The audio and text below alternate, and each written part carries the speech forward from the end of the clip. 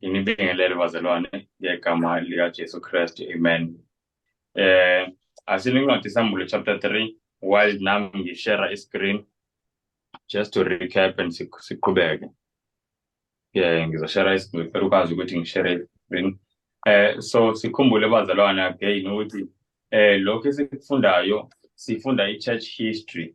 It's amazing ukuthi uJesu kwincwadi yesambulo in just 2 chapters usinikeze umlando webandla lonke, chapter 2 na chapter 3, umlando webandla lonke kusukela ngesikhathi sakhe uJesu, kusukela ngesikhathi uJesu enikeza uJohane incwadi yesambulo kuze kube lolu suku uJesu azobuya ngalo, umlando webandla lonke. Now ngesikhathi lo mlando ngesikhathi kaJohn uthola lo mlando kuye it was future, sezwe leyo nto. But thina manje ngoba sesiphambili kwamanye amabandla thina siyibandla lokugcina, so amabandla amaningi esifunda ngawo thina they are what, they are history, they are past, siyabona leyo nto. So just funde ngo-Ephesus i-past leyo, kodwa kuney'fundo ezi-apply ngisho nakuthina sila kulesikhathi sikusona. Then safunda futhi futhini i-past leyo, but kuney'fundo ey'balulekile ezi-apply kuthina, siyayizwa lo bazalwane. Safunda nge-Pergamos, nayo past, but kuney'fundo ezi-apply kuthina. Now sikuThyatira. Last week safunda ngoThyatira, safunda i-portion encane, sizoyiqedelela this week. iThyatira ijulile kakhulu ngoba lila ziqala khona izinto ukuthini ukushintsha. So njalo masifika kuThyatira ngicela sikhumbule ukuthi yila izinto zenza njani ziqala khona ukushintsha. Now ngithenga slide, before share slide ukuthi nje sikhumbuzane, ngizocela sifunde futhi again incwadi yesambulo chapter 2 kusukela kuverse 18. Sifunde umyalezo osuka kuJesu kwibandla Thyatira. Nakuyo ingelosi ebandla kusukela kuverse 18. Yebo. Nakuyo ingelosi ebandla laseThiatira loba ukuthi nakho ekushoyo indodana kaNkulunkulu enamehlo anjengamalanga bomlilo nezinyawo zayo zifana nethusi elikhazimulayo, ithi, ngiyayazi imisebenzi yakho, nothando, nokukholwa, nokukhonza, nokubekezela kwakho, nokuthi imisebenzi yakho yokugcina miningi kuneyokuqala. Kepha nginalokhu nawe ukuthi uvumela owesifazane uJezebheli ozisho ukuthi ungumprofethikazi afundise, adukise izithukuu zami ukuba zifebe, zidle kuhletshela izithombe. Amen. Ngicela sibambeni lapho bazalwane. Ngicela sibambeni lapho. Now siyakhumbula last week sasizama uku-identify ukuthi uJezebel ukhulunywa ngobani, and sathola ukuthi ama-identifying marks kaJezebel noma izinto uJezebel ayizenzile nazi. Sathola ukuthi uJezebel wayengumhedeni owashada nenkosi yakwaSirayeli, and sathola ukuthi wagena i-influence kephi eSirayeli. And safunda nokuthi uJezebel wayishadile nenkosi futhi eyilawula, siyayizwa leyo nto. And siyakhumbula ukuthi futhi nangi namavesi avelile la ku-screen ukuthi uJezebel iy'ngceku zikaNkulunkulu zashushiswa iminyaka ewu-3.5 years ngenxa yokuthi lalingani izulu eSirayeli, kufa iy'lwane. Uyakhumbula uma ufunda incwadi amakhosi okuqala la u-Elijah ezohlangana nenkosi Ahab, kubonakala lapha inceku yenkosi isho kuyona nenkosi zicinga ukudla nje zingakuthola zitholela iy'nkomo ngoba kwakungekho ukudla, kwakubhubha yonke into. uJezebel wayethi unobangela walokhu yingoba kunabantu abathukuthelise uBhali, abathi akukhonze uJehova kuphela, uBhali akasinkulunkulu. Nawe uJezebel wayekhuluma, sakufunda lokho na previous study ukuthi babexuba inkolo, beyixuba. Sasafunda incwadi ivesi incwadi kaZefaniah chapter 1, mangingaphosisi ngicabanga ukuthi kula verse 7 or 8, from verse 6 nje mhlambe to 8 lapho kuZefaniah la ithi iBhayibheli baze bayaxuba ukuthi abafunga ngoJehova babuye futhi bafunde ngoMalcolm. Siyayibona leyo nto. Now mawubuka le symbol kaJezebel ikhuluma ngebandla eselihlubukile kuNkulunkulu, ngebandla elizwana nababusi noma nombuso. So ibandla selisukile kuNkulunkulu kodwa selizwana nombuso futhi liyawulawula umbuso. And kukhuluma ngebandla la elizoshushisa ingcebo zikaNkulunkulu zangempela. And kuthiwa lana izingcebo zikaNkulunkulu zizoshushiswa iminyaka 3.5 years. And yamangalisa ukuthi yonke lento ekhulunywa la uyayithola la incwadi yesambulo ukuthiwa yenziwa ibandla iRoman Catholic Church. Nalo 3.5 years u3.5 prophetic years. Siyizwa lento bazalwane. And kubalulekile ukuthi sikuqonde lokho. Ngangithe this week sizofunda ngokuthi sikuthola kanjani 1260 years kodwa ngoba siko baningi ngizobuye ngikhumbuza abazalwane wasibusa sihlangana futhi. But konke nje lokhu ama-identifying marks kwebandla iRoman Catholic Church elaqala ukubusa ngo-538 AD ngesikhathi uJustinian elinikeza ukubusa, and laqhubeka manje kuyilona eliphethe ngisho amakhosi. And ngalesa sikhathi ilaka kushushiswa ingcebo eziningi zikaNkulunkulu nezingcekukazi zikaNkulunkulu. Sayizwa leyo nto njengoba nje uJezebel ayisenza nebandla lalisenza, futhi ibandla lalinemfundiso yokuthi yilona elungumlomo kaNkulunkulu la emhlabeni, just like how noJezebel ukuthi lana uzibiza ngomprofetikazi. Umprofeti umuntu okhulumela uNkulunkulu. Sayizwa leyo nto. And nebandla iRoman Catholic Church lethi yilona ibandla langempela leqiniso elikhulumela bani? uNkulunkulu. And sakhumbula futhi safunda ne-idolatry. Siyayibona leyo nto, ukukhonza izithixo okwangena ebandleni ngalesi sikhathi lesi eziningi nje. So le period le ibalulekile kakhulu ngoba yila kwaba khona ushintsho oluningi. Now ngathi last week masifunda ukuthi ibandla iRoman Catholic Church nguJezebel, ibandla iThyatira ibandla likaNkulunkulu ngesikhathi kubusa uJezebel. Leyo nto kumele siyithole bazalwane. Yingakho uNkulunkulu mayikhuluma la uyalincoma ibandla lakhe, uyalincoma. Kodwa uphinde uNkulunkulu athi into eyodwa nje ngingayithanda ukuthi nakunina uJezebel seyifikile. Futhi abaningi benu sebeyaqala ukuthini ukumlalela, niyamvumela nokuthi afundise. Siyayizwa leyo nto. And kwenzeka kanjalo ngempela now history leyo yestudy sa last week angisazi ungena kuyona kodwa kwenzeka kanjalo ngempela. Ama-Waldenses amanye amaningi agcina sewevumela ukuthi abuswe noma acontrolwe ophapha. Siyayizwa leyo nto. Now okunye sikufundile last week esigxile kona kakhulu yimisebenzi ama-Waldenses. Sigxile kwimisebenzi ngoba uJesu lana into ebeyincoma kakhulu kuleli bandla elishushiswayo iThyatira. Unqoma imisebenzi uthi imisebenzi yeni ingcono ngisho kunemisebenzi yakuqala. So laliyimisele leli bandla ngokusebenza. And bazalwane ngaveza nje isicaphulo la, ngiyathanda kakhulu lamagama la ablue la kuthiwa ama-Waldenses ukuthi from their mother's knee the Waldensian youth had been trained with this purpose in view. They understood their work and faithfully performed it. The converts to the true faith were born in these institutions of learning. Laba bazalwana basacrifice yonke into for one purpose, yokuhambisa ini ivangeli. Now into engithinta kakhulu la kuthiwa from their mother's knee they were taught, and ukuthi they were trained with this purpose in view. Belokhu bekhunjuzwa nje lokhu, belokhu bekhunjuzwa ngale ndlela efanayo namhlanje masifundisa ingane sithi funda ukuze ube nemali, funda nawe ukuze ube nje, funda yabona. Kuthiwa bona malokhu bekhuthazwa kuthiwa kumele uzimisele uzokwazi ukuhambisa ivangeli. Kumele uzimisele ukuze ukwazi ukubekezela ubunzima la uzohambisa khona ivangeli. Yabona mawutefa kanje sengayicabanga bekhulisa ingane. Yabona mawutefa kanje awuzukwazi ukuthi ngelinye ilanga makuphoqa unikele ngokuphila kwakho ukuze ungamphoqi uJesu. Funda manje ungatefi ngoba sibizelwe kulesikhathi esikanje sobunzima ukuthi uJesu singakholwa nje kuphela kuyena kodwa sihlupheke ngenxa yakhe. Sho njalo iBhayibheli kuba seFilipi 1:29. So ukuthi babekhulisa izingane with this purpose in view.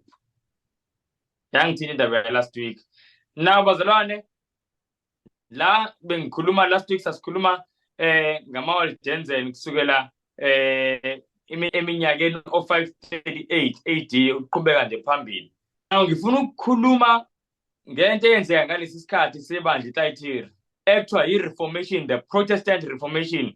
Ngiyacabanga ukuthi bazalwane sike sizwe makhulunywa nge-Protestant Reformation, kodwa ngiyafisa nje sike sidlule kuyona manje njengoba ivesi yencwadi yesambulo sike sifunde nje ngomlando wayo. Sifunda nje ngomlando manje we-Protestant Reformation, and kunezinto ezimbili engifisa sizibuke la. Ngifuna sibone ukuthi the Protestant Reformation ekuyiyona manje yaqala ukuguqula amatafula, ngasho kanjalo, ilwisana noJezebel owayidukisa yena esetshenziswa nguSathane. uJezebel, ibandla iRoman Catholic Church, ilwisana noJezebel. Ngifuna sibone ama-principles wayo, sibone ne-motive yayo ukuthi yayiqhutshwa yini. Sayizolwana bazalwane, ngifuna sibone the principles of the Protestant Church njengoba manje sonke ngama-Protestant. Ngifuna sibone ukuthi kahle kahle kumele ngaba sihamba kanjani ngokuma-principles wethu. Then ngifisa sibone futhi ukuthi i-motive yethu kumele ngaba yini emele ngabe yasiqhuba. Ake sibukeni-ke bazalwane. Makhulunywa nge-Protestant Reformation, igama ekukhulunywa ngalo kakhulu uma ngaba sike siwufunde lo mlando, igama lomlisa uMartin Luther owayezalelwe eGermany. La ngiveze esithombeni umuzi owakhiwe manje lapha eGermany, kodwa le ndawo kahle kahle is like a tourist attraction, heritage site. Mawubuka angazi noma mhlawumbe I can zoom in la, if siyabona kancane la kukhona into ibhaliwe Baptist House Martin Luther's. Kahle kahle yikhaya leli kuthiwa elika Martin Luther la wayezalelwe khona. In fact ngaphakathi kusekhona ama-room a-preserved ngendlela ethile. Uyabona ukuthi nani ngisho ne-floor ilamaplanga amadala. So kube khona ama-heritage laws kuma-countries nala eSouth Africa khona ukuthi into eyi-heritage site noma kuyakhiwa ngaphandle mhlawumbe kube kuhle ngaphandle, kodwa izinto ezithile in the building kumele zipreserveke, zingashintshwa noma kenziwani, zingashintshwa. Ngalungiswa nje lokho nalokho, kodwa okuningi kumele kungashintshwa. So umuzi lo uMartin Luther kuthiwa wazalelwa kuwona ngonyaka u-14, abantu ngonyaka ka-14 ba 1483. Yeah, that's the year uMartin Luther wazalwa ngayo. Now uMartin Luther wakhula, and ekhula uMartin Luther bazalwane, ubaba wakhe noma wakhe babemfisela impilo ethe ukuthuthuka. Ubaba wakhe wayeyiminer, wayesebenza kuma-mines, and uma wakhe obviously wayezihlelele ekhaya, so babehluphekile. And uMartin Luther indlela wakhula ngayo yayingekho lula. Ngezinye izikhathi uyabhala mayibhala ngomlando wakhe ukuthi ngezinye izikhathi wayelokhu ehamba ecula house to house to make a living nje, ukuthi athole nje imali emadlana nje as a student eseyingane. Wafunda endaweni ekuthiwa kuse-Effort, and lapho uMartin Luther waqala khona ukuthi azimisele kakhulu ngenkolo. Nayo inkolo eyayikhona ngaleso sikhathi esesibonile eyayidominata yini? Roman Catholic Church. Yiyo kuphela ibandla lalikhona lalidominate. And laba abanye ama-Waldensians kwakungabantu njengoba sasifundile last week ukuthi bebaleka iy'ntshushiso, so babetholakala lapho nalapho ey'ntabeni, noma betholakala phakathi kwabantu babeyifihla. Siyakhumbula sifunda last week ukuthi ngisho ney'ngubo zabo babeyigqoka zazithungwa ngendlela yokuthi bayakwazi ukuthi bafihle iBhayibhili, ngoba ngalesa sikhathi ibandla laseRoma lalithi akekho umuntu okumele abe neBhayibhili ngaphandle komuntu owumpriest. Uma ukuthi umuntu nje, umuntu kazana otholakala eneBhayibhili uyabulawa. So kwakuyinto eyicala kakhulu kuba neBhayibhili, so babeyifihla. So uMartin Luther mayifisa ukuyinikela uNkulunkulu kakhulu, ibandla elikhona lilodwa, Roman Catholic Church, and uye isithombe sakhe lesi egqoke i-uniform yakhe. And lapha ku-Roman Catholic Church akangenanga nje abe-member, kodwa waba yi-monk. Now monk nje wayehlala kwi-monastery, siyabona leyo nto bazalwane, and wagcina seyifunda efundile e-Effort, wagcina efunda nakwindawo ekuthiwa kuse-Wittenberg, and waqala-ke manje ukuthini? Ukufundisa. But kunento eyenzeka eyashintsha uMartin Luther ngalesi isikhathi uMartin Luther simbona la ekanje bazalwane walithanda kakhulu ibandla iRoman Catholic Church enza konke ukuthi akwenze. And ngaleso sikhathi kwakunezinto eziningi yabona amamonka wayephila impilo yakwi-monastery ye-seclusion, bengahlangani nabantu, behlala kuphela nabantu nje abanye bangamamonka.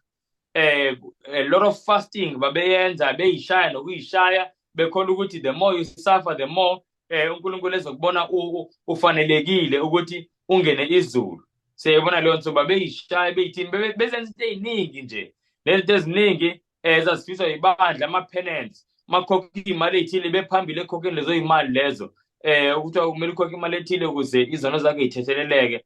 So uMartin Luther njengoba simbona la engathi ukhathele, ipicture yakhe lo ngathi ulambile, ongathi kade ehluphekisa ngenxa yokuthi ufisa ukwamukeleka kuNkulunkulu. Now wayenomngane uMartin Luther, lona isithombe sakhe kuthiwa uJohanan Stapitz. Wamngane kaMartin Luther lo. uStapitz waseyinolwazi leBhayibhile. Now ngalesa sikhathi njengisho iBhayibhile alingafundwa. The first time uMartin Luther etholana neBhayibhile wayeselibrary eErfurt, lesikole Erfurt. And wayeqala ukubona iBhayibhile seyimdala, seyithe ukukhulu impela, sekade khona. Wayeloke ebona ama-piece nama-piece elizwa nje now and then malikhuluma ngama-priest iBhayibhile, but engakaze alibona iBhayibhile. And wayeyazi kakhulu imibhalo ama-traditions webandla, imibhalo neminqophiso yani yebandla. Wathola iBhayibhile elibhalwe ngeLatin uMartin Luther. No, nomngane wakhe lo Stapitz wayelazi iBhayibhile. Mayibuka indlela uMartin Luther aphila ngayo, yabona nje uMartin Luther uzozibulala la ngokuloke eyishaya esenza izinto engenasidingo ukuthi azenze. And phezu kwaloko akakutholi nokujabula ngalezi zinto azenzayo. Akanayo la peace nale joy ekuJesu Kristu. So umngane wakhe uStapitz wafundisa uLuther ngevangeli leqiniso. Walizwa uLuther lelivangeli nokuthi usindiso lutholakala kuphela kuJesu futhi ngoJesu. Nokuthi thina singabantu sisindiswa ngempilo kaJesu, hayi ngempilo yethu. Akukho ukuzishaya ongakwenza ongasusa isono. Noba ungakhala umthombo noma ungakhala imifula, usho uStapitz uthi ubungeke uhlawule isono ngenyembe zakho, igazi kuphela. Kodwa njengoba sonke siphumile endleleni, njengoba uLuther izono zakho yizo lezi zikuhlupha ugcina uyishaya kanje, sonke siphumile endleleni. Kodwa lethi iBhayibhile uNkulunkulu wabeka amacala ethu onke kwindodana yakhe uJesu Kristu. Le nto mayizwe uLuther kangathi akakholwa ukuthi yonke intukuthelo uNkulunkulu bekumele ngabe ungithukuthelele ngayo, yonke intukuthelo bengizitshela ukuthi mina uNkulunkulu ungithukuthelele yona, yonke leyo ntukuthelo iphoswe kwindodana kaNkulunkulu. Yingakho manje uNkulunkulu mawufunda kwincwadi yamaHubo 103 verse 13 lithi iBhayibhile, like as a father pities his children, so the Lord pities them that fear him. Kuthiwa manje uNkulunkulu instead of ukuthi asithukuthelele uyasidabukela, he pities us, uyasihawukela. Yayizwa lona bazalwane. So uStapitz emtshela uLuther kwaqala ukuba khona ushintsho-ke. Now uStapitz lo akadumanga akaziwa, abantu abaningi abamazi uJohanan Stapitz. Uyomazi uma ukuthi kwawafunda ngempela ngalomlando. But yamangalisa nje le ndaba ukuthi singabodelela bazalwane ukukhuluma iqiniso kaNkulunkulu kubantu. Ungenza ukuthi uyokhuluma nomuntu oyedwa, kanti lo muntu oyedwa ashintshe umhlaba wonke lo muntu nge-influence yakhe yedwa. uStapitz akaziwa, but i-conversion kaLuther iqala la kuStapitz. And uStapitz waphendula umuntu owaphendula umhlaba wonke ngesikhathi sakhe. Very amazing ngempela ukuthi singabothatha for granted bazalwana ukufundisa abantu, ukushare nabantu ilizwi likaNkulunkulu. Now kwenzeka ngokuhamba kwesikhathi uLuther njengoba wayeyimonk, ama-monastery izindlu la kuhlala khona amamonk axabana nomphathi wamamonk. And ukuze kulungisele lokuxabana lokhu kagcina kuthiwa uLuther akahambe aye lapha kuma-headquarters eRome, asuke eGermany aye eRome, e-Italy. ayohlangana nabaphathi abakhulu bazomsiza ukuthi kuxazululeke le nkinga le. Waya kuLuther esiya kuphi eRome. Mayifike eRome kwaqhubeka le nguquko biseyiqalile iqalwe nguStopitz. Iqhubeka kanjani na? Manje eRome uLuther ubona kwiVatican la kuhlala khona uPapa ukuthi uPapa akafani noJesu. uPapa lahlala khona amagolide nje kuphela yonke into. This is just one of the rooms eVatican. Indlela abahlala ngayo uyabona la ngisho icapha zakhona yigold neuniform yakhona udinga ukuthi ayiphathele abantu. Like uLuther yammangalisa lento njengoba yena wayemonk. Ama-monk babephila impilo yokuhlupheka. Uyabona ingubo ayigqokile la as a monk. Baphila impilo yokuhlupheka nokufasa nokuthandaza nokuzama ukusiza abantu. Nempilo beloko beyishaya beyithini. Manje uyamangala ukuthi laba bebaphethe kumele ngabangcwele kakhulu baphila kanje. Bahlala emagolideni kanje. Nokudla kwabo wafika uthi mayikhuluma uthi the feasting yayilapho. Lokho kudla unomphela uthi ngisho abapriesti nenkulumo yabo kuyathuwa lana mabefisa ukuthuka kwenze kuthi ayilento yangamniki ukuthula uLuther ngoba kusukela ebusheni bakhe kuze kube leminyaka ayiyona manje. Wayifundiswe ngobungcwele beRome. Wayifundiswe ngobungcwele bamapriest nendlela okumele hloniphe ngayo abapriest. Kuthiwa wathi mayizongena eRome engafiki nokufika la ebandleni phakathi. Kuthiwa sangena nje eRome kuthiwa waguqa wancabuza inhlabathi yakhona. Wathi I salute you Seven Hills City. Indlela uLuther wayihlonipha ngayo eRome. Manje lento yamdida kakhulu into ayibona la phakathi eRome. Kuthi hawo kwenzeka kanjani ke impela lokho? Kodwa ngenxa yokuthi wayelithanda ibandla lakhe, ibandla akhulele kulona, kwangathi lokho ukushaya indiva. Ngelinye ilanga uLuther elapha eRome kunezitebhisi lapha eRome ekuthiwa izitebhisi zikaPilato.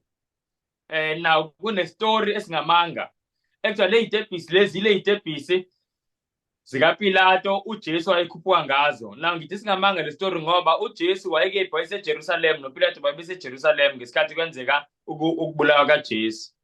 But bayabhala ke abantu abadala basebandleni laseRome bathi ngesimanga nje sikaNkulunkulu le ngxenye yezitebhiso yatransportwa yasuka le Jerusalem yaza kephi la elento yabonakala seyikephi seyiseRome. So uLuther naye wayephakathi kwabantu abekhuphuka le zitebhiso. Kuthi mabeyikhuphuka ngamadolo le zitebhiso baze bafika phezulu bazothethelela izono zonke. Futhi nabanye babo abakubo abashayo manje kwi-purgatory bazokhululwa lapho kwi-purgatory mawukuthi nje umuntu uke wakhuphuka le zitebhisi. Now nange isithombe lesi umfanekiso, not the real picture, sika Luther monk ekhuphuka le zitebhisi kunye nabanye abangcwele babelapho ya. And as ekhuphuka kuthiwa uLuther lana wezwa izwi ongathi njengoba niyangizwa ngikhuluma manje. Wezwa izwi elithi kuthiwa abangcwele noma abalungile bazokuphila ngokholo. Romans 1:17 lithi the just shall live by faith. Kuthiwa lapho engaqeda ukukhuphuka wathi mayizwa lezi wasukuma waba namahloni ngalento ayenzayo. Sekubuya manje nezinto ebezikhulunywe ngomngane wakhe uStopitz ukuthi hawu kodwa nje bazalwane ivangeli lithi the just shall live by faith. Ukulunga kwethu asikutholi ngokukhuphuka izitebhisi. Awukho ukulunga ngokukhuphuka izitebhisi ngamadolo. Awukho ukulunga ngokuloke uyishaya. Ukulunga sikuthola ngokuyinikela kuJesu ngokuthi thina semboze ukulunga kwakhe ngoba thina singcolile. Manje lento yamdida ukuthi hawu ibandla lithembe kanje kodwa kenzeka into kanje. And then uLuther wagoduka wabuyela kephi eGermany. In fact ngiyajabula ukuthi ngiyiveze le article. Do you know ukuthi ngo-2019 le zitebhisi ngalitshela into endala. Ngo-2019 i-article lena from NBC News kwakukhona abantu beyikhuphuka le zitebhiso ngonyaka u1723 kunophopho wathi azivale le zitebhisi ngoba abantu bebaningi manje ezogcina seyilimala. Zavalwa ngonyaka u1723. Ngonyaka u2019 zazivulwa for the first time again in almost 300 years. Sayizwa leyo nto and kwenziwa kakhulunywa the same thing ukuthi abantu kuze kudedelwe ngisho nabakubo abashayo manje epheketri nabo kuze babe sure ukuthi bazongena ezulwini abakhuphuke lezitebhisi ngamadolo kuthi abantu bagcwala njengokubona lesithombeni bagcwala abantu bazalana ngendlela emangalisayo lento yenye ilesson ukuthi ibandla iRoman Catholic Church ayishintshi lento yenzeke 2019 lezitebhisi zi-unveilwa futhi and zavula for a limited amount of time. I think manje zivaliwe if angikhohlwanga. I think manje kubuye zavalwa futhi ngoba ukuthi abantu bayilimaza and bazalwane abantu they flocked lapha ngoba bekhola ukuthi if bayakhuphuka baze bafike ekugcineni ngamadolo kusukela eqaleni ngetebhisi kuze kufike ekugcineni kunabantu bakubo abazosinda bangena izulu ngenxa yalesenzo yini leyo kodwa kwakunjalo and nanamhlanje abantu basayikholwa leyo nto.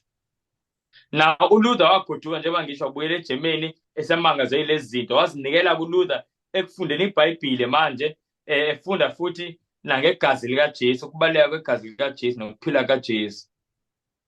Uthe esafunda uLuther kwafika umlisa ekuthiwa nguTetzel yisi isithombe sakhe uye lo Tetzel eyebozani le history le emnandi kwafika umlisa ekuthiwa uTetzel ngonyaka u1517 efika la uLuther wayese ngingathini uyena wayephethe ibandla lakhona engumfundisi khona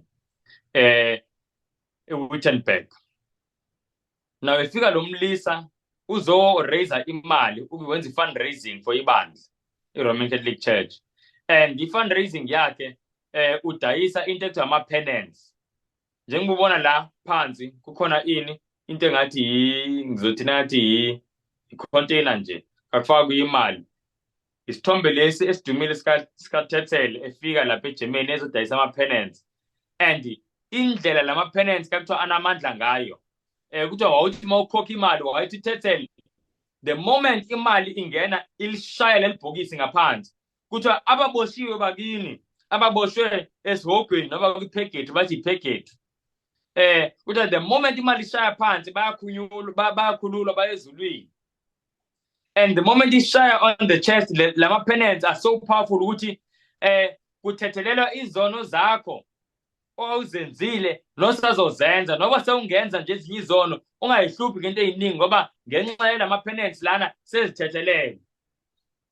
So bazalwane abantu beza ngobuningi babo bezokhokha imali na ukuthi uLuther la lento yaqala umcasula kakhulu and waqala uLuther ephethe iBhayibheli lakhe ngisho manje waseyithole iBhayibheli and vele usesikhundleni sokuba umfundisi kodwa wafundisa lapho kuLuther waqala lapho ukufundisa ngevangeli leqiniso lokusindiswa nguJesu hayi uthe ngensindiso ngemali ukhokha ama-penance ukuthi uma ukhokha imali khona bakini abadedelwayo zonke lezi zinto wathi uLuther yikho yonke leyo nto and ngelanga elithile usuku u-31 October this is a very important day in history for ibandla laNkulunkulu lonke 31 October 1517 uLuther washayelela uMartin Luther washayelela ama-theses awu-95 noma ngizothi imibono yakhe ewu-95 theses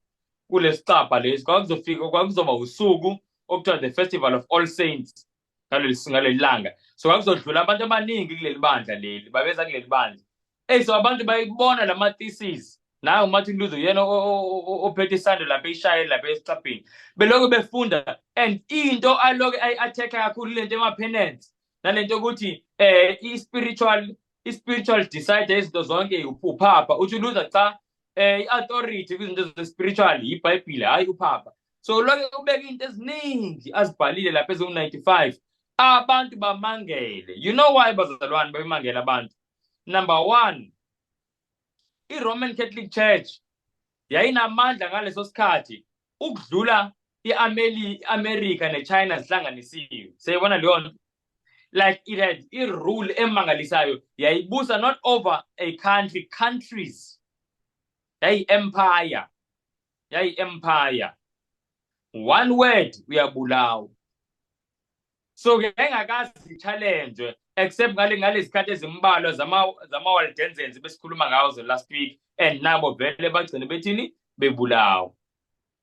So manje ku-challengewa into engakazi-challenge, but as abantu befunda lama-thesis kaLuther bayawubona umqondo ngalento uLuther ayishoyo manje, futhi babona nama-quotations from iBhayibhile bamangele. And nenye into ebazalwane eyamsiza kakhulu uLuther, abanye abantu amanye ama-reformer awengenayo yile nto la esithumbini ekuthiwa yi-press, printing press. A few years before uLuther abethele lama-thesis lembono yakhe lapha, kwa-inventwa imishini lo printayo, lama-printers esinayo namhlanje, but wawungafani exact nalowa namhlanje obviously, but kwa-inventwa umshini okwazi ukuprinta into eningi ngesikhathi esincane. Before lo mshini ube khona, into uma ufuna ukuthi uyiprinte ongayiprinte uyikhopa ngesandla word for word yonke into. NamaBhayibhili babenza kanjalo, babeyingisela kakhulu bazalwane abangcwele. Yingakho uyakhumbula sasifunda last week ukuthi ama-Waldenses mabe-translate iBhayibhili, belibhala iBhayibhili okanye benza ama-copies eBhayibhili, iBhayibhili elilodwa will take them months okanye years. Siyibona leyo nto. And mabevangela bafike bamnikeza umuntu, mhlawumbe bamnikeza iNew Testament, umnye bathi hayi wena sizokunikeza incwadi kaJohane, imisebenzi yeyinyanga kangekho lula. But kuLuther kwasekuthanda ukuba lula, wasekhona le printing press. Now le mibhalo yakhe eyi-95 yaprintwa yagcwala abazalwane i-Europe yonke, abanye abantu baze bayitranslator, kwashesha kwagcwala i-Europe yonke lento azibhalile uLuther, and zagcina sezifika ebandleni i-Roman Catholic Church. Ekugcineni ke lapho ngonyaka u-1518 njengoba ngibhalile la, uLuther wabizwa endaweni ekuthiwa ise-Augsburg.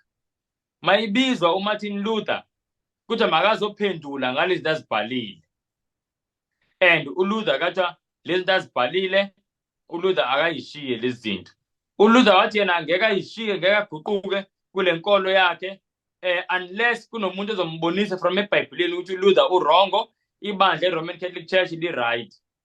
And abakwazanga ukumbonisa bazalwane, and kabhalwa incwadi yabhalwa ibandla iRoman Catholic Church ukuthi uLuther uyakhishwa ebandleni, bayam-excommunicate. And uLuther eqeda kuthola leyo ncwadi wayithatha uLuther in public eGermany, wayishisa leyo ncwadi. Kwaqala lapho ukuhlukana kwakhe nebandla uMartin Luther.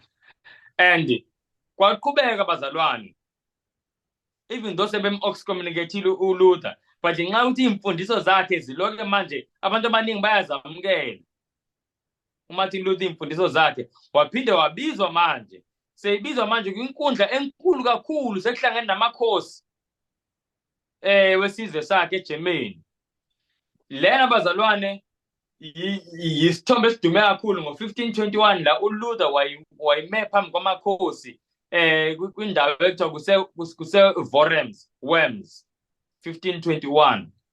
And uLuther bamtshela ukuthi kumele lezi zinto azifundisayo nalento eseyizibhalile kumele azibuyisele umumva, ngamanye amazwi kumele recant, asho ukuthi wenze iphutha. And bazalwane, this is very famous lolu suku, ngoba yila uLuther wathi ngeke akwazi ukurecanta unless bambonise from iBhayibhile. Yabona beWorms bazalwane, uLuther wamukelwe ngathi ingelosi, abantu babemangele. You know why? Ngoba uLuther wayengeyena futhi nomuntu owayemdala kakhulu, wayeumuntu omusha ngalesikhathi. Ngo-1517 esenza lento ayenze ngo-1517 iminyaka yakhe yayi-34. So uLuther was almost my age, eqala ukulwisana nokuphikisa ibandla elibusa i-Europe yonke. Izolwane bazalwane, ngicabanga ngithi ngimncane kanje, and ngivele ngithi hayi mina ngizoya up against i-America mhlawumbe, noma up against i-China. Into ngizothi ini, umbuso onamandla onke nemali yonke, ngiwubani mina?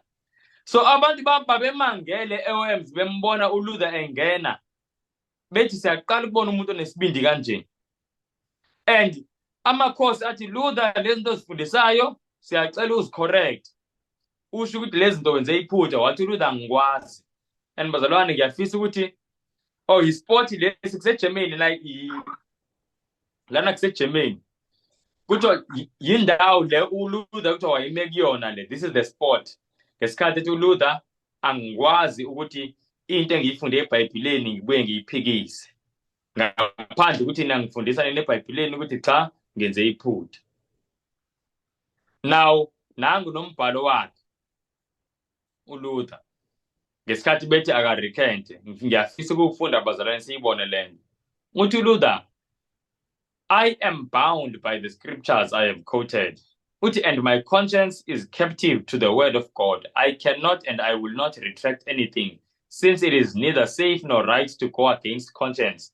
Uthi, I can do no other. Here I stand. May God help me. Amen. uLuther washo kanjalo ukuthi wayime on the spot. That's why eGermany bakha lokhu khona namanje eGermany. Bakha lento le bathi uLuther wayime kule spot lesi ekhuluma lamazwi la. Ethi uLuther angikwazi ukuthi ngishintshe. And bazalwane kusukela ngaleso sikhathi ke kwaba khona ini uqhekeko. Kusukela ngaleso sikhathi. So all of the other times ibandla belikhona eli-established i-Roman Catholic Church kuphela. And then kwenzeka kwasplita ke i-East ne-West kaba khona during the 11th century ibandla Roman Catholic Church la splita laba kabili, but still it was the Roman Catholic Church, but manje khona i-East ne-West siyibona leyo nto. So it's still the Roman Catholic Church, but after uLuther kwaba khona manje ama-Protestant, abantu abangahambi ngeimfundiso zophapha nobaba, abahamba ngezwi. Kwakuyinto enhle, was a new element altogether. Yayivele ikhona kuma-Waldensians nabanye John Wycliffe nabo John Huss ababebulawa beshiswa. But ukuthi manje kube khona establishment iqale futhi yamukeleke lento esizweni kwakuyisimangaliso esikhulu. And yaspreada lento lana engimvezile umlisa lo isithombe sakhe ngo-Ulrich Zwingli. uZwingli ngwase Switzerland. So i-reformation lena sikhuluma ngayo yaspread indawo eziningi. eSwitzerland nayo uZwingli uyena wayesenza lento ayisenza uLuther. Bengakazi behlangana noLuther, kodwa shumayela ivangeli elifanayo noLuther. Kwakuhluke nje into ezincane kakhulu, but nje ngokuthi umuntu usindiswa kanjani wayishumayela leli vangeli elifanele kaLuther. So nayo ibandla iRoman Catholic Church lalimzonda kakhulu, lifisa ukumbulala. Labantu laba bavikelwa uNkulunkulu ukuthi bangafi bengabulawa ibandla uZwingli noLuther. I-reformation yaqhubeka yahamba yaya naseFrance, yagcwala abazalwane amazwe amaningi nako-England kanjalo kanjalo. Now kuthe kusenzeka lokho kuye kwaba khona i-protest enkulu eyenzeka ngo-1529. Ngiyafisa ukuyichaza lento bazalwane ngendlela yokuthi sizoyizwa. Lokho kwenzeka lo 1529 kuseGermany. eGermany i-reformation noma imfundiso lena entsha ekhuluma ngosindiso ngokholo kuJesu yaseyamukelwa abantu abaningi, sekunamabandla amaningi. I-Lutheran Church kahle kahle ivela lapho, njengoba sike sizwe nge-Lutheran Church iqale lapho kuMartin Luther lo sifunda ngayo namhlanje. So yaseyamukelekile, and bazalwane ukuzama ukuthi ukuyilwise kwakuzochitheka igazi ngoba manje sekunabantu abaningi kakhulu abayamukelile lenkolo le. And ngo-1526 kwakwenziwe umthetho ngababusi baseGermany eSpires, endaweni ekuthiwa kuseSpires. Bathi hayi zonke izizwe zonke futhi izigodi zalesizwe lesi kumele zinqumele zona ukuthi ingaba ziyamukela yini lemfundiso noba aziyifuni, kodwa thina singamakhosi ngeke siphoqe lutho. So ngaleyo ndlela ke kuvangela kuphenduka abantu abaningi. Ngo-1529 ibandla laseRoma lathi cha, akwazeki ukuthi lenkolo ephikisana nathi kanje yamukeleke, ngoba mayikhula lenkolo eyethu iyawa, mayiwa eyethu inkolo nemali yethu iyehla. Indaba yemali bazalwane siboyibhasopa, abantu bangalidayisa iqiniso belidayisela imali.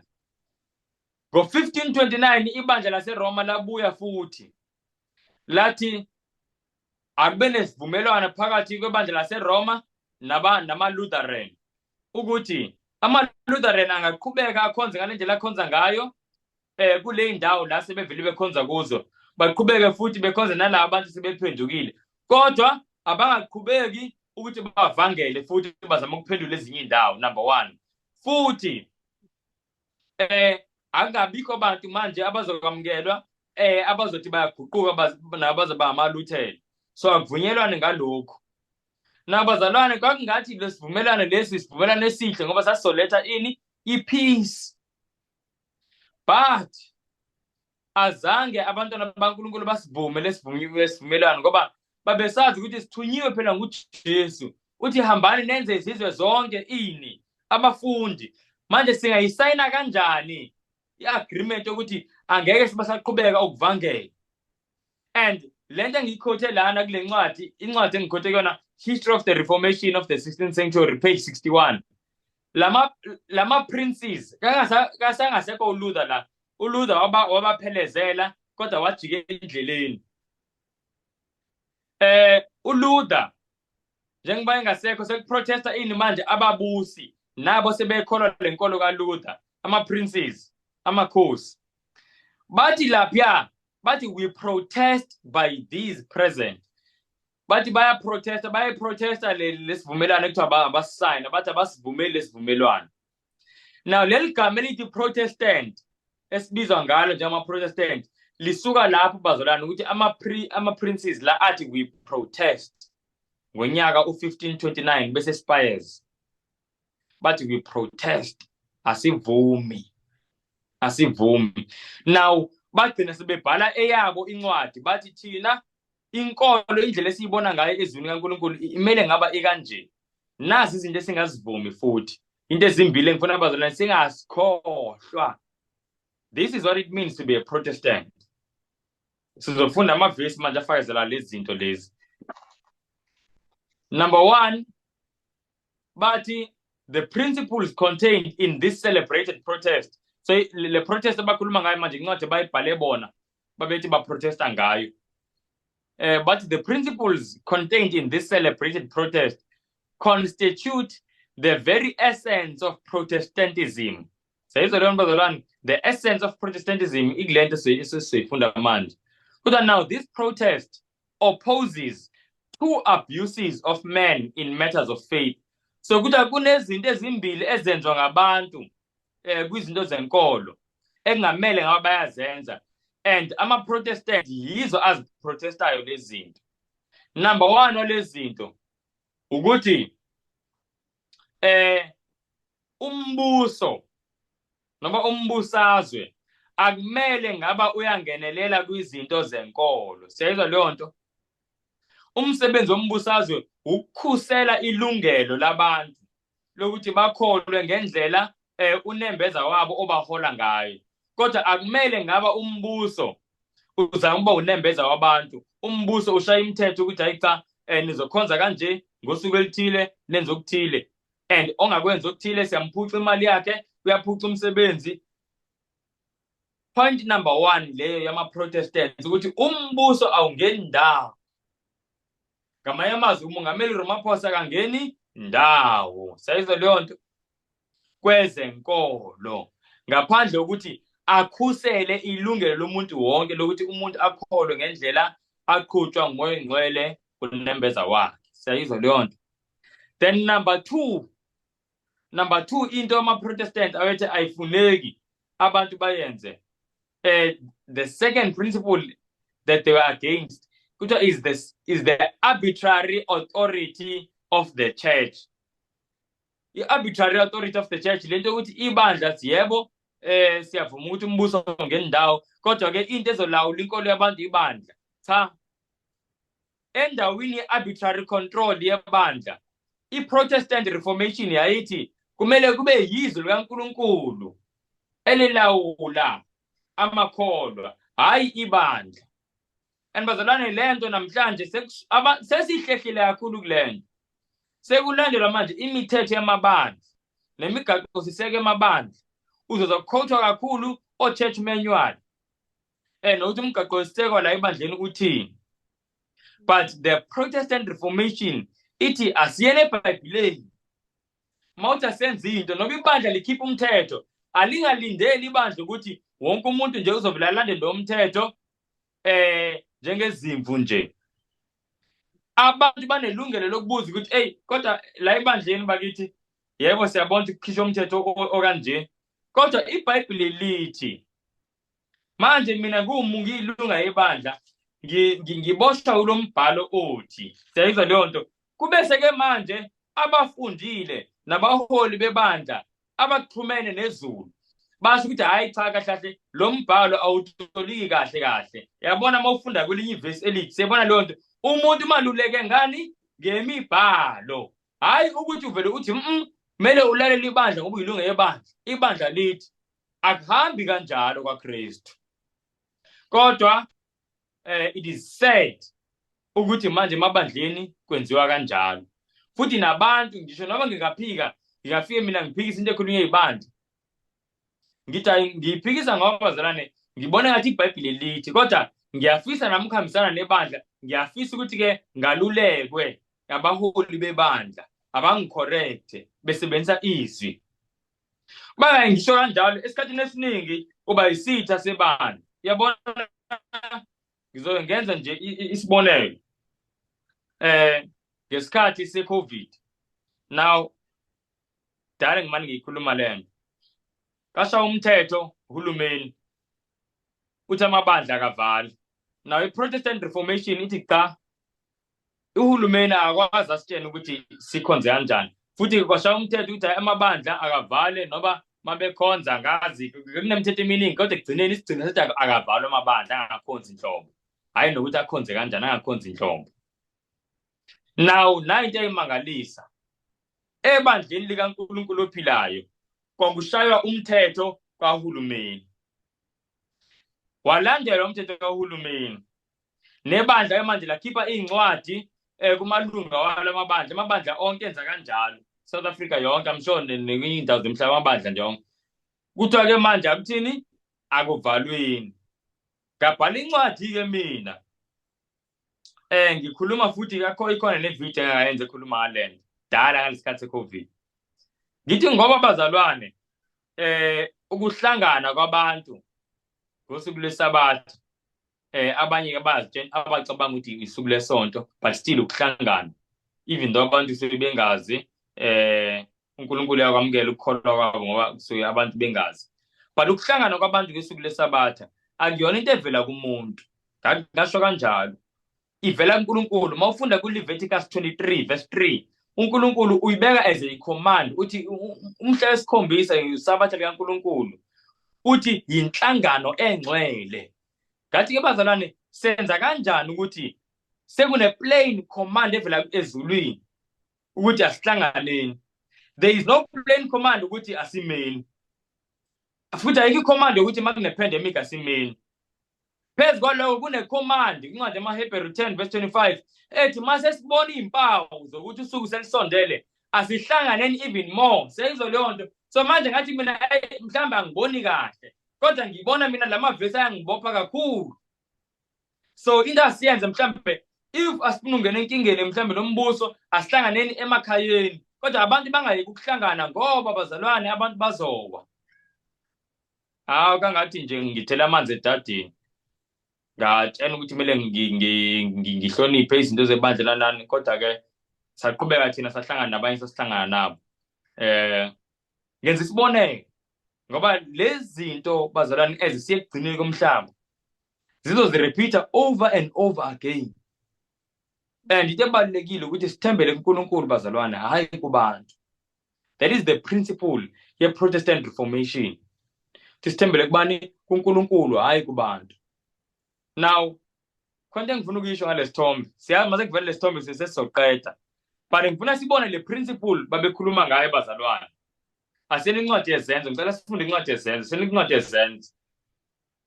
yezenzo chapter 4 ngokusheshsha lele sifunde kuverse 18 no19 no20 verse 18 base bebabiza babayala ngokuthi bangakhulumi bangafundisi nakanye ngegama likaJesu kepha uPetro noJohane baphendula bathi kubo nqumani nina ukuthi kulungile yini ebusweni kaNkulunkulu ukulalela nina kuNkulunkulu ngokuba thina asinakuyeki ukukhuluma ngalokho esikubonileyo nesikuzwileyo. Sayizwa lani bazalwane, sinqumani nina ababuzi nabaphathi ukuthi ukuphi okulungile ukuthi silalele uNkulunkulu nosilalele nina. And then kuyaphinda futhi bayabuzwa. Funa sibone ukuthi ngeyona mistake lo Peter yenzayo. Bayababiza futhi bathi hey nina niqhubekela khuluma ngaleli gama eseningakhulumi ngalo. Iphi inkinga yenu? Verse 28, uZenzo chapter 5 verse 28 to 29. Wathi saniyala nokuniyala ukuba ningafundisi ngalelo gama. Bhekani, senigcwalise iJerusalema ngesifundiso senu. Nihlose ukwehlisela igazi lalowo muntu phezu kwethu. Kepha uPetro nabapostoli baphendula bathi, simelwe ukulalela uNkulunkulu kunabantu. Sayibona le principle bazalwane. So ama-Protestants, makhulu ama-Protestants, abantu babehamba ngale mfundiso vele yayikhona ekuqaleni. Bahamba ngale mfundiso abayinikezwe ubani? nguJesu, because abapostoli bakaJesu labo. And bathi simelwe ukulalela ubani? uNkulunkulu kunabantu. Cela singayikhohlwa lento bazalwane ngoba kunabantu abamisquotayo sesike siyifunde again lento. Basenza amavesi incwadi yamaRoma bathi hayi ababusi babekwe uNkulunkulu uma ungalaleli umbuso awulalela uNkulunkulu. Hleze ngibuza kumbuzo ngithi ngubani omkhulu phakathi kwalo obekiwe nalo obekile? Obviously lo obekile omkhulu. So mawukuthi lo obekiwe ukhuluma into ephambene nelizwi lalo obekile, mele silandele lo obekile. Sichithe lento ekhulunywa ubani lo obekiwe. Kunjalo nje bazalwane. Kufana la ekhaya ngaze ngenza isibonelo ngithi ngikathi ngikhula. Njengokumakhaya wonke kakujwayele ukuthi kuqashwe abantu abazosigcina osisi abazosigcina sezingane. And uma wami wayehlezi esho ukuthi kumele silalele usisi osigcinile uthi mayingekho uma wami usisi osigcinile owumthetho. And wayesitsheni leyo nto but kwaku-obvious engqondweni yami ukuthi vele even though kunjalo but if usisi osigcinile angakhuluma into ukuthi bekiwe but ukhuluma into ephambene nombeki. Siyayizwa leyo bazalwane. So vele mele sibe abantu abagcina umthetho wesizwe esiphila kusona. But once umthetho wesizwe esiphila kusona uqale ukuphikisana nomthetho wenkosi yamakhosi, hayi asikwazi ukuthi sikulandela, asikwazi ukuthi uhloniphe bazalwane. Njengoba nje besho ama-Protestant yiyo le mawukuthi uyi-Protestant usukuprotesta leyo nto. Usukuprotesta ibandla iRoman Catholic Church nemfundiso yalo ukuthi ibandla elishaya umthetho. Futhi ibandla lakwazi ukuhlangana nombuso. Usuprotesta lokho bazalwane. Yiyo imfundiso yama-Protestant. And bazalwane, mawulalelisisa kahle imfundiso yama-Protestant incike kwi-principle yokuthembela kuNkulunkulu kunakubantu. Ake sifunde lenye ivesi konke ngisasiyibuke. Ngoba yabona namhlanje konakele kakhulu. Kungathi ungaphinde u1517 wenzeke again. But manje ungenzeki kwi-Roman Catholic Church, wenzekela kuthina in the Protestant churches. Sayizwa leyo nto? Ngoba konakele kakhulu. Asile incwadi kaJeremiah chapter 17. Ngifuna sibone iprinciple bazalwane yama-Protestant, yama-reformer wangempela. Umuntu emncane uLuther. Jeremiah 17 sele sifunde uverse 4. Asifunde uverse 4 qala wodwa. Uyakuyeka ngokwakho ifa lakho engakunika lona. Ngikwenze ukuba ukhonze izitho zakho ezweni ongalaziyo.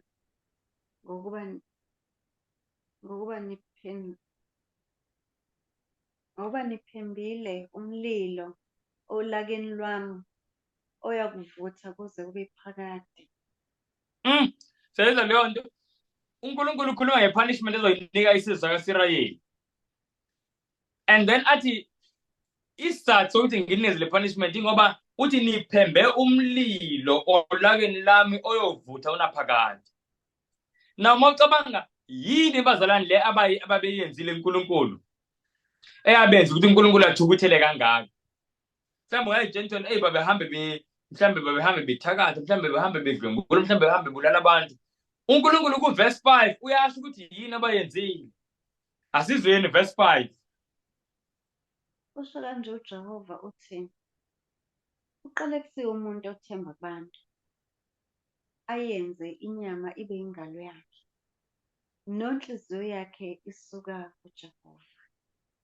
Lento bazalwane, into eyenza ukuthi kuvuthe ulaka enhliziyweni kaNkulunkulu olevutha unaphakade, uthi ingoba abantu bathembela kubantu, abathembeli kuNkulunkulu.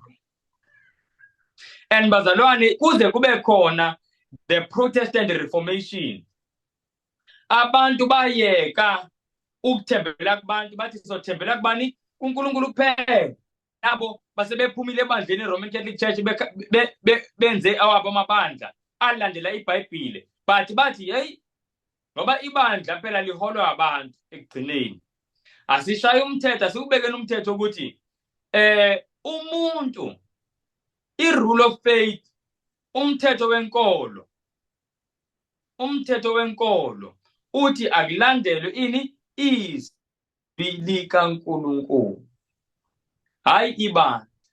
Yebo ibandla lilungile, kodwa ibandla mase liphikisana nezwi eceleni ngebandla sihamba nezwi.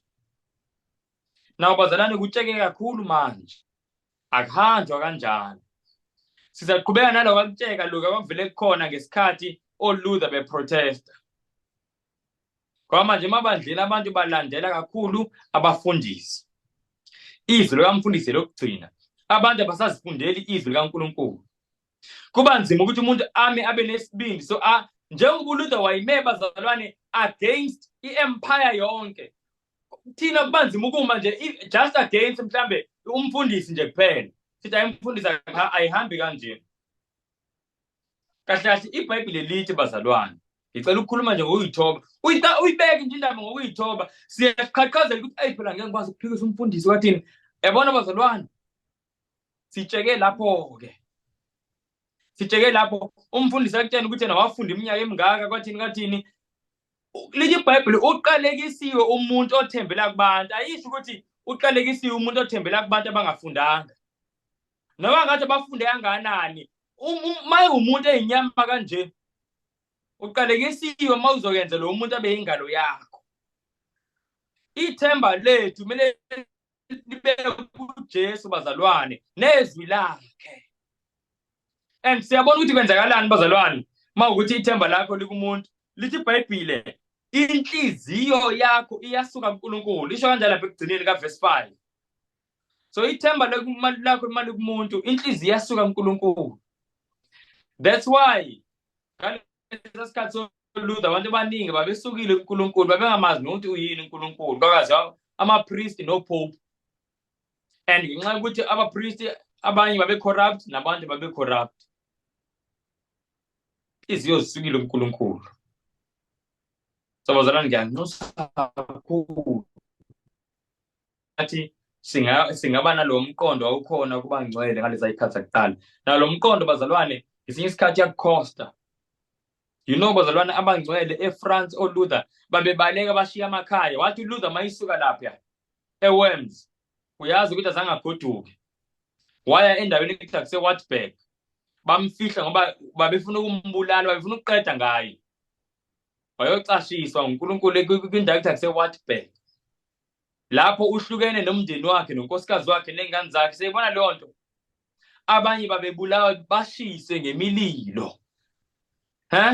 John Huss becula bazalwane le ngoma ngangenitshela ngayo last week. Kuthi ethi indodana kaDavid ngihawukele, John Huss. uJohn Huss yena wayephila ngo-1400s njengoba uLuther wayephila ngoma-1500s. So bahlukanisa just by 1 century nje kuphela. Abantu beshiswa ngemililo. Oferele bako-France bebaleka beshiya amazwe wakubo, babaleke baye kwamanye amazwe, baye ko-Switzerland, bagcine baye ko-Geneva. John Knox beshiya amazwe wakubo Now baya koGeneva bayothola imfundo baphinde babuyele futhi. ENetherlands bazalwane. Omama bebangcwatywa bephila. Hey bazalwane siyazi into ayisenzeka. Into ayiqhuba manje ngifuna sibone manje the spirit sesibone le principle ye-Protestant Reformation. Manje ngifuna sibone the spirit behind the Protestant Reformation, spirit esimangalisayo bazalwane, ispirit sikaJesu. Ake sibukeni asincwadi yesambulo chapter 12 verse 11. Nabo uqobo lwabo banqoba ngegazi lewundlu nangezwi lobufakazi babo, futhi abakuthandanga ukuphila kwabo kwaze kwaba sekufeni. Siyabona bazalwane ispirit babenqoba ngaso. Number 1, babethembele kwini? Kwigazi lewundlu.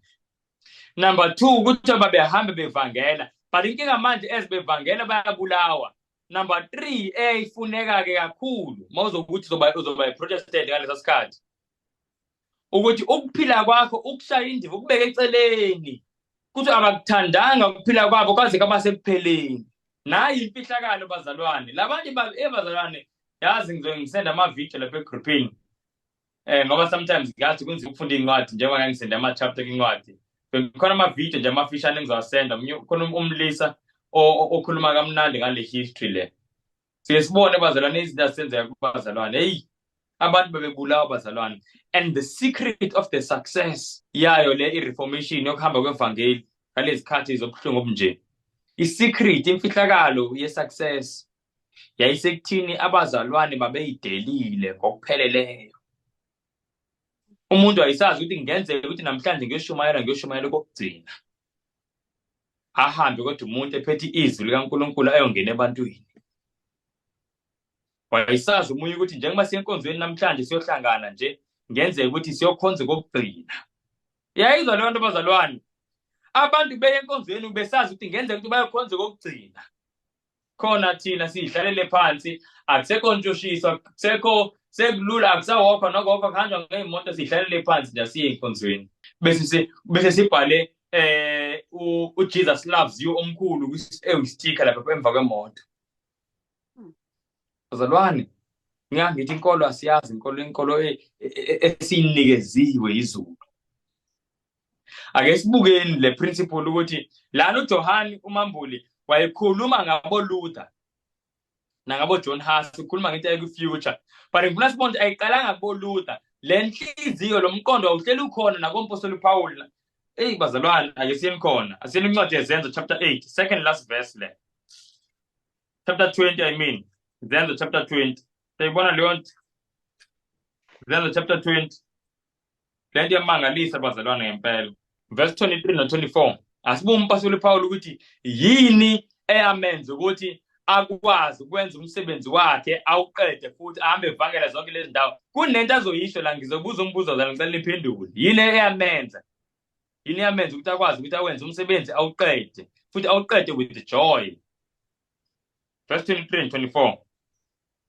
Kuphela ukuba umoya ongcwele uyafakaza kimi imizi ngemizi ethi izibopho nezinhlupheko zingihlasela.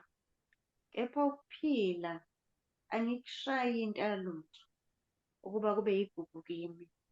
Kuphela ukuba ngiphelelise ukuhamba kwami nenkonzo engayamukela eNkosini uJesu yokufakaza ngevangeli lomusa kaNkulunkulu. Athi ngiyifune nange-English before ngibuza umbuzo. Uthi uPaul kuverse 23 besho ukuthi umoya ongcwele uyafakaza ukuthi yinhlupho zimlindile yonke indawo. Now uthi kuverse 24 uthi but none of these things move me. Uthi ayikho kulezi zinto engihluphayo. Uthi neither do I count my life dear unto myself. Uthi so that I might finish my course with joy and the ministry which I have received of the Lord Jesus to testify the gospel of the grace of God. Question: yini bazalwane eyamsiza noma yini eyidingeka kuPaul ukuze akwazi ukwenza lo msebenzi uNkulunkulu amnikeze wona? Verse 24. I consider my life worth nothing. Yebo, yila uPaul uthi impilo yami ngiyishaya indiva. Sayizwa leyo nto. You know inkinga yethu yini? Hey, bangcwele. Hey, uJesu njengebesifele wadela izulu nobuhle balo ekhonza izingelosi. Weza emhlabeni la engeza anakwe athandwe. Abantu bazomthuphela ngamathe ezofela thina. uJesu wabona ukuthi impilo yakhe futhi nezulu uqobo akuyona into angabambelela kuyona while silahlekile thina. But inkinga thina yazini impilo zethu sizithathe sazibeka lapha phezulu. Ngathi yebo hayi ngiyayisa indaba evangeli kodwa phela ekugcineni hey mase kuthiwa ngizofa ayikungcono ke ngingalenzi iqiniso. Hawu noma makuthiwa ngizolamba ayikungcono ngiqamba amanga nokuthi ngilambe. Sayizwa leyo nto bazalwane. So le spirit siyadingeka namhlanje. Ngoba mawungenaso le spirit lesi according to Paul awukwazi ukuthi wenze umsebenzi kaNkulunkulu noba uhambe ngendlela uNkulunkulu afuna uyihambe. Now let me read the last verse ekhuluma about the same spirit. Asinika incwadi kaPetro. Petro kuqala chapter 4.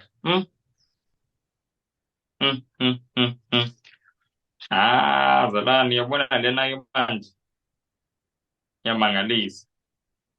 Petro kuqala chapter 4 verse 1. Njengokuba uKristu wahlupheka enyameni, hlomani nani ukuqonda okunjalo. Ngoba ohluphekile enyameni, uyekile ukona. Sayizwa leyo nto bazalwane. Kuthiwa njengoba uKristu wahlupheka enyameni, he suffered. And kuthiwa nathi asihlome yini ukuhloma? Ukuphatha ikhala ngisho. Now kuthiwa asihlome nathi ngomqondo onjalo. Umqondo onjalo, umqondo ofana nokaKristu wokuba willing ukuhlupheka noma ikanganani. Sayizwa leyo nto. Kuthiwa hloma ngalo mqondo. Kuthiwa ngoba umuntu ohlome ngalo mqondo uyakwazi ukuthi asinqobe isono. So the reason why singakwazi usinqoba isono ingoba sihlomanga ngalo mqondo.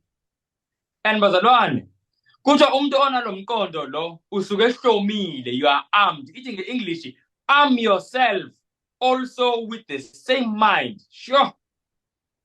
Uyabona ngamanye amazwi ongathi lithi iBhayibhile, mawunganawo lo mqondo lo wokuyishaya indiva impilo yakho. Ubeke nje intando kaNkulunkulu phambili ube ishaya indiva impilo yakho. Kuthiwa mawungenawo lo mqondo usuke ungahlomanga. Sayizwa leyo nto. UmKristu uhambe engahlomanga nje. So ingakho uSathane uyazenzela nje kuthina ngoba sihlomanga. Now the reason why uJesu mayiqhamuka kuthiwa kwagingqeka abantu phansi abaphethwe amadimoni. Wayingcangcazela uSathane mayiqhamuka uJesu ezokhuluma.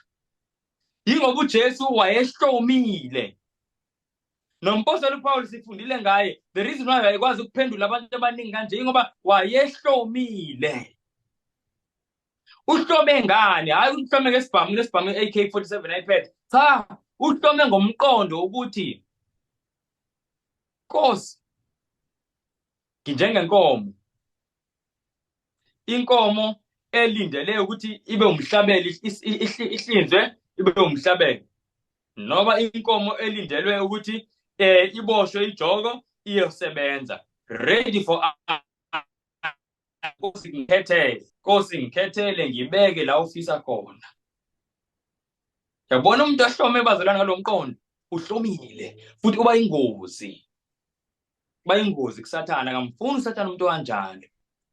Nabazalwane, ngenxa yegazi esathenga ngalo, asibe njalo nathi, sibe ingozi kwisitha esinguSathane.